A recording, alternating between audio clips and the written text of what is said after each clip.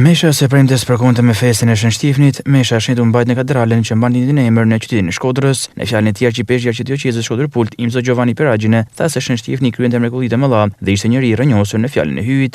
Në një klimë drite dhe feste për lindjen e Jezu Krishtit, kisha nafton të meditojmë mbi vdekje e dhunshme të një dëshmitari të saj.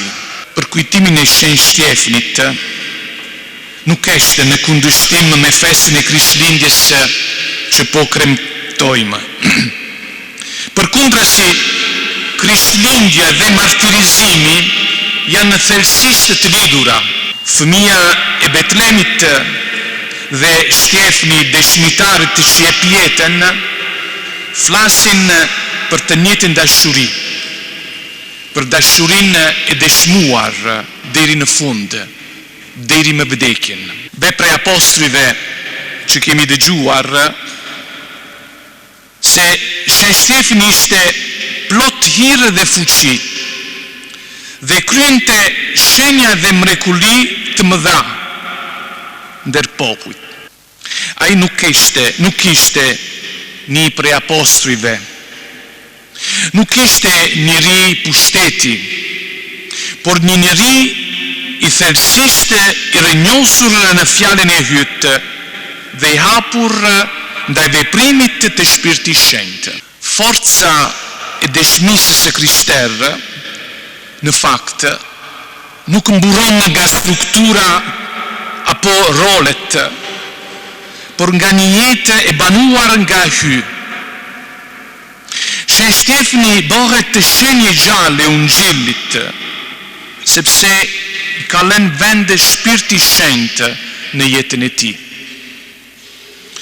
Ky është lajmi që kemi dëgjuar në Krishtlindjen. Se hyj zgjedh vogëlsinë për ujtërinë, zgjedh atë që nuk bën zhurmë, por të shfaqur lavdinë e tij. Dëshmia e Shën Shtefnit, ashtu si edhe ajo e martirëve të lumtur shqiptar, na sfidon edhe sot. Ndoshta nuk na kërkohet martirizimi i gjakut, por na kërkohet një martirizim tjetër, më heshtur dhe i përditshëm. Martirizimi i besnikërisë.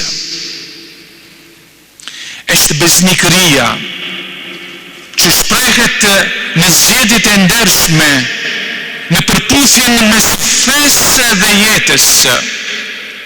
Një martirizim që jeton duke mos e përshtatur Ungjillin me logjikën e botës, por duke jetuar